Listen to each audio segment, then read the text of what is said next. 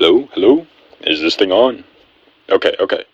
Welcome to the World Race Series 2023 season. Well, it's 2023 for you guys. Last time you saw us, it was 1939, and I was speaking through a microphone with the worst god-awful quality known to man. But luckily in that year that we've been stuck here, we've collected some modern gear and technology that did travel with us.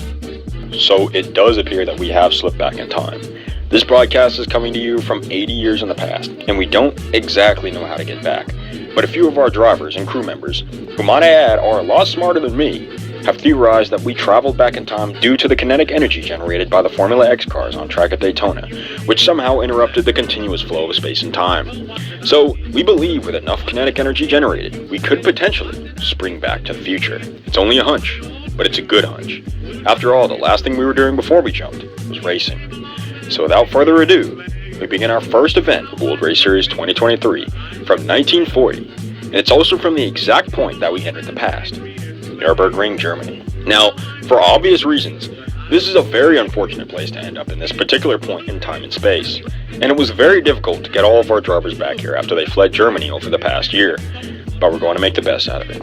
Nürburgring is very similar to its modern-day counterpart, though in the past, it was only the main circuit without the GP part. And since we're in 1940, we only have really old race cars to run the event with, because not many race cars came back with us into the past. And we didn't really have the parts to keep them running over the year that we've been here. We've also installed modern safety countermeasures and several cameras along the track, though unfortunately that we can produce the footage on in this time period is in black and white. It's a really long track, and we did race here back in 2018, where Julian Miller went on to win a championship. It'll be interesting to see how these old cars handle the aggressive style of our modern race car drivers. Hopefully they handle it well, as they've been given extensive practice runs in the week before the race, which they definitely needed because these are some of the hardest race cars to drive, period. Also, one huge note, we do not know how we're going to do the championship this year, because only 8 drivers came back to 1939. Perhaps the drivers from this race will just have a little bit more points than everyone else, and that could really be the difference between winning the championship and losing it. But drivers who race today may not be in a future race this season, so, there's pros and cons. And beyond that, because of the unusual circumstances of this season, we do have a 30-driver championship instead of 20 drivers like last year. We've given several teams the chance to move their part-timers up to full-timers to get some championship experience for future seasons. Though, like I said, not all drivers will be driving in every single race, because we only got 8 drivers that came back to 1940, so we're not sure how many drivers will spring forward to the next race, and some drivers may skip the next race and appear in the very next one.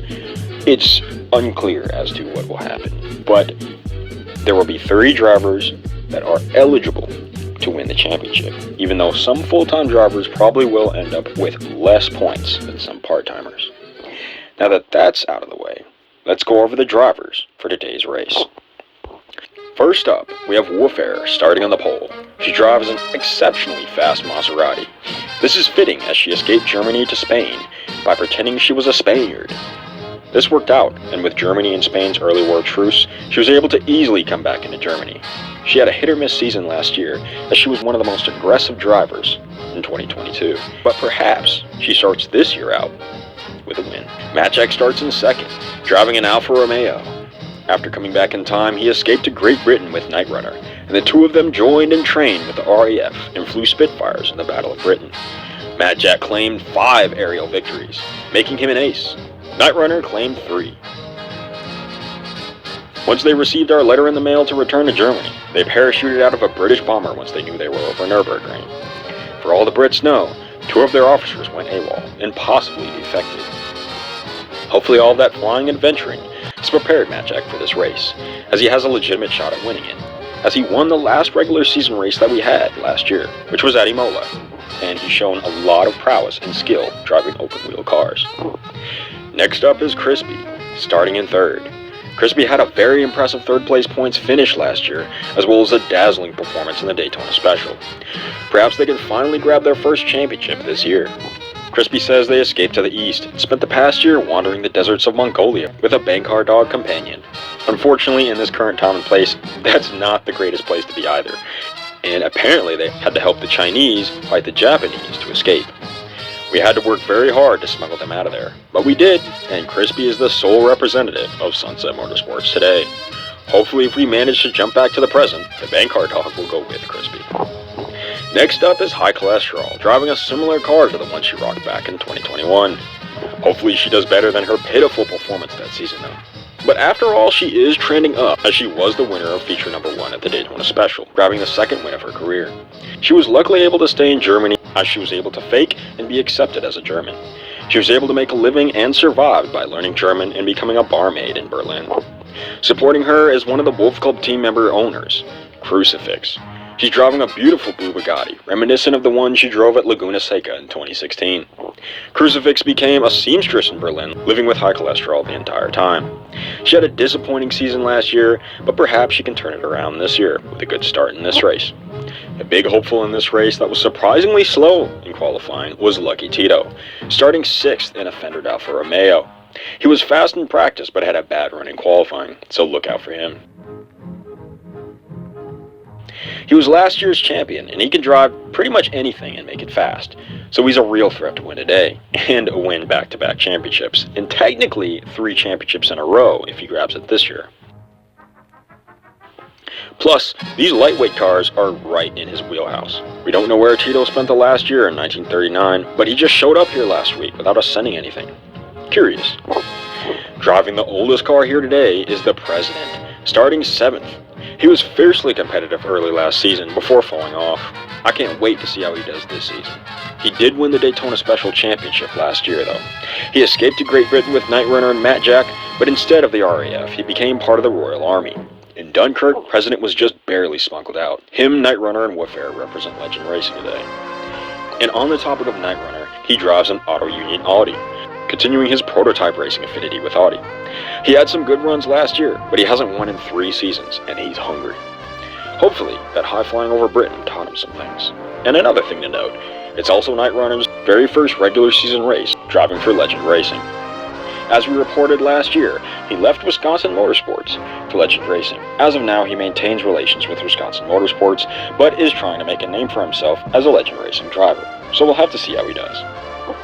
And in 9th, we have a special guest, only admitted as per Germany's policy for running this race and allowing us to use this track.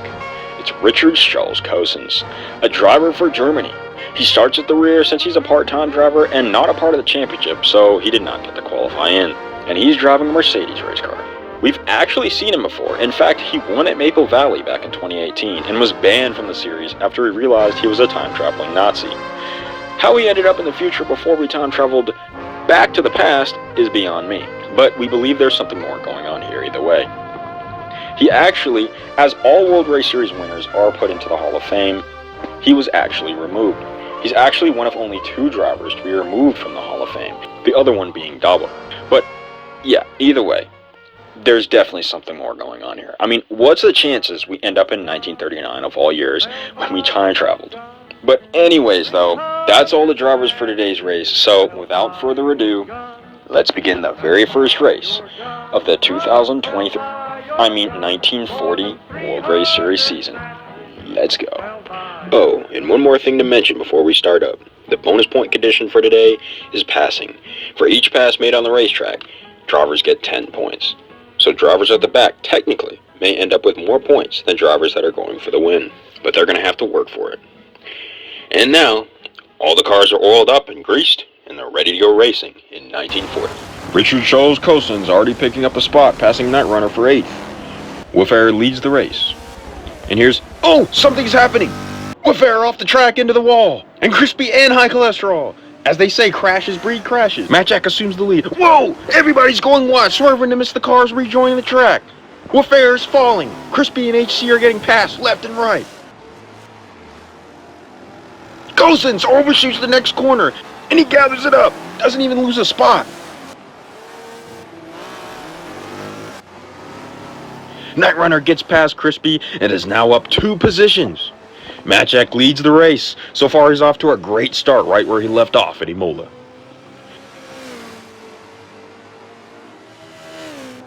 The pack follows him closely though, but the gap is widening fast. HC has a fast car and Crispy is running slow after that crash.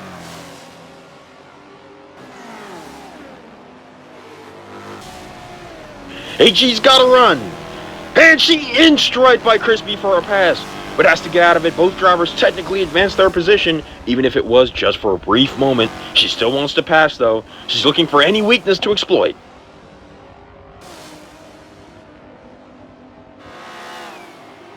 She has the speed, and there it is! Crispy drops to the rear of the field. HG has some real speed. She could have made it 2 for 1, but Night Runner's car has just that much more power. Matt Jack is still trying to lengthen the gap between him and Crucifix up there. Crucifix is running a faster average speed right now, but Matt Jack is very smooth. You can see him working that wheel, so he's got a handful, but he's doing a great job of maintaining control. Both of these drivers are fairly good open wheel drivers up there, so watch out for them. If MJ wins today, he would be tied for 3rd on the all-time wins list, despite the fact he has only 5 top 10s. It seems through there the gap has widened considerably. Matt Jack's car is definitely faster, while Crucifix can navigate turns a little bit more effectively. After all, the car does have a better center of gravity, and the tires are wider. Cousins can't quite get away from the back of the pack, led by Night Runner there. He runs 6th. Quite an impressive drive for the part-timer, I do have to admit. He's been all over the place in the early race, though. All the drivers have. Hopefully they can get a better handle on it as the race goes on, though.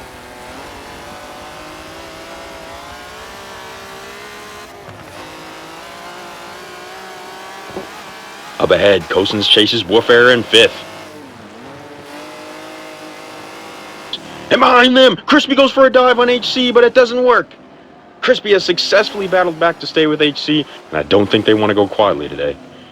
And Night Runner there in 7th has currently set some of the fastest speeds on track, but it doesn't seem like he can get his car pointed quite in the right direction. It's definitely a handful for him, as you can see. And in 6th, Cousins has caught Woodie.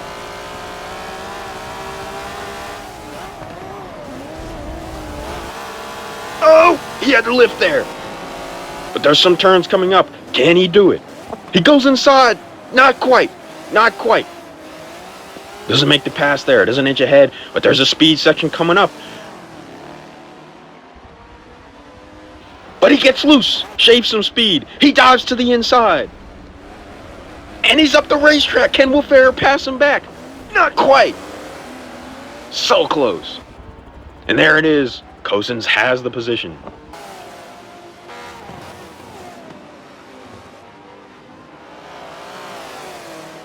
Woodie wants it back, though, but I don't think she has the speed. Whatever Cousins got, it handles just like Night Runner's car. It's hooked up, but it just doesn't turn so good, and there's so little grip with these tires. President is the next car in front of Cousins. He's not too far off from the leaders, and he's making impressive time for how unaerodynamic and underpowered that Ferrari is. So far, this is a great start to the season for both Tito, last year's champion, and the President.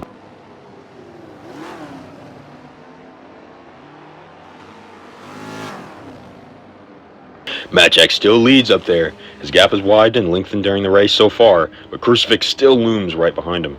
And he's sawing on that wheel, making sure that car doesn't come out from under him. And it seems his car has been thoroughly balanced, though, to allow him to drive like this. Not to mention, that Maserati is shaped like a bullet. It's really fast.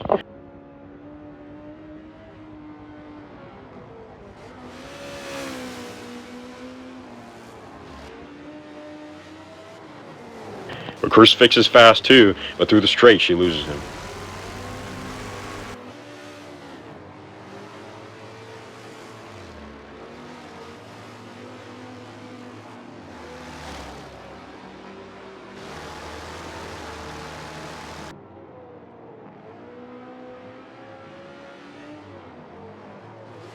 Cousins back there in 5th is still coming, though he's a long way off from 4th place.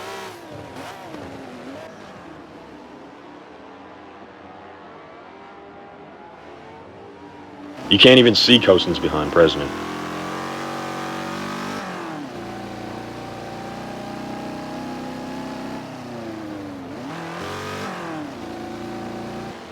Tito's up there in 3rd. An impressive drive from that car after a very bad qualifying run.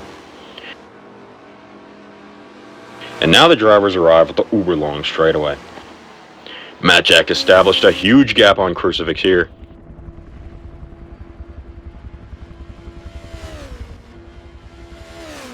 But here's Cousins, screaming at nearly 140 miles an hour.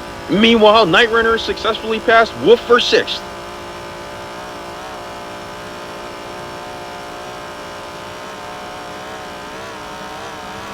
And there it is! Cousins passes Preston, but he's off the track. He stays in it. It's the Hail Melon. Back on track, and there's Tito. Can he catch him? He goes wide. And a crossover. He dives inside. Oh, into the tire wall. And he's passed, and passed. And passed again. A headstrong move that spread him too thin in a desperate bid to gain position, resulting in catastrophe. Ironically, not unlike his home country in the upcoming conflict. And Matt Jack wins the race as the field comes to the line. Now that was a race, folks. It was spread out, but it was still a treat watching these old cars tackle the Nordschleife. It seems that the drivers that can react best to precision and can handle a light but powerful race car on the edge of control rose to the top. But still, those that had lots of horsepower also benefited today, though it may not have been the winning combination at the end. Hey, wait. What's that sound? Oh, no. Everybody! Everybody! Take cover! Everyone inside!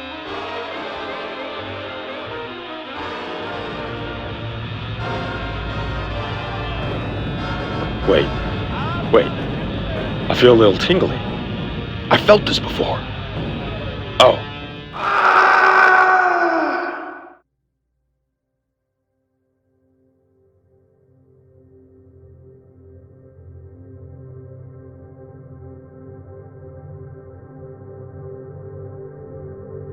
Wow. This feels great. This feels great. Where are we? Am I dead? I feel long, yet complete. I really hope this is a vortex bringing us forward into the future, and I'm not just dead in 1940 from a bomb. Well, I guess we can do the finishing order from here.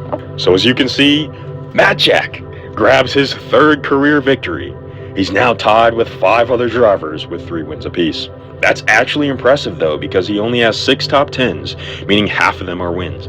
So when MJ does good, he does really good. He's also the only driver with more than 2 wins that didn't join the series in 2014 or 2015. So give him a round of applause. Nobody really thinks of Matt Jack when we think of the greatest series drivers of all time, but I think we should give him more credit. Back-to-back regular season wins, and both in similar car types. Not bad at all. Unfortunately, he only passed 1 car today, so he only got 10 bonus points, which will hurt him a little bit in the point standings as a whole. Crucifix starting her season off great after an abysmal 2022 season. It's only a 9-car race today, so it's not that impressive, but she got crucial position after that early race crash, and still, she worked to keep that position. She earned the points she's got. Lucky Tito's in 3rd, starting another season off phenomenally. He really got a handle on that race car as the day went on. Same goes for the president, who did a great job getting every inch of speed out of that antique, even by 1940 standards. Night Runner with an impressive drive up from 9th. He never really did get used to that car. I don't think it was well balanced, but it did make up by having a lot of speed on straightaways. Cousins, of course, finishes 6th. He's a good driver. I'll give him credit. Germany supplied a great driver for this race, with a lot of experience and a lot of prowess behind the wheel of a car like this. Though what he stands for, we of course cannot condone. It's the German pride that resulted in a hard drive, to put all their eggs in one basket. He had an aerodynamic car with a huge engine, but that thing could not handle. Given a better starting position though, Cousins could have won it with his experience driving the ring. He also passed the most cars, advancing 6 positions, though in the end he lost it all. It's funny to think that if he managed to pull off that pass and finish 3rd, he'd technically be the points leader, even though he's ineligible to win the championship. But alas, I really hope we don't see him again, though he's surely on his way to 2018 as we speak. Woodie finishes 7th, a bad start to the season on what was potentially going to be a good day for her. And on top of that, she's the only driver to never pass a car once during the race. It sucks because as pole sitter, you can only go backwards, and HE and Crispy ran out the finishing order down there. Both drivers had speed, but threw their setups off after hitting the wall following Woodie. As I said before, crashes breed crashes. And after that, really never made much noise. Now, on to the point standings as Cousins fades away from the leaderboard. And there it is, folks. Crucifix leads the point standings after week 1. after finishing 19th in the standings last year. And right below her is Tito, looking just as dangerous as he was last year. They're tied, but Crucifix breaks the tie because she finished ahead of him in this race, meaning she has a higher average finish this season than Tito. At 1 point last year, Crucifix was last in points. So that's a good turnaround, and surely to provide momentum moving forward. But only time will tell if Crucifix can hold that points lead going forward. Matt Jack drops below the other two as he got less bonus points, but he's not far behind. The same goes for the President, who is tied, but finished behind MJ, of course. Night Runner is ever present as well, keeping calm and turning a bad day into a good points day.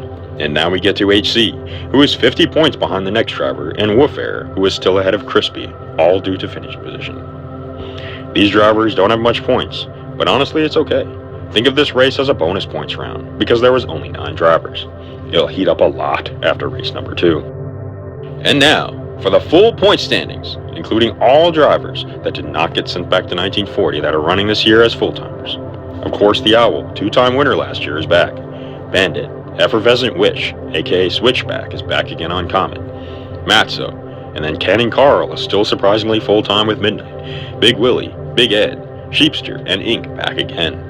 Metalhead returns as a full-time driver, and Steph is now full-time after getting that win last year as a part-timer. Surfrat also joins as a full-timer for Paradise Racing. Desert Racing also adds their first full-time entry with Ranch Hand, their very best driver. Domingo will be making his first start as a full-time driver this year as well, with the newest World Race Series team, Big Time Racing.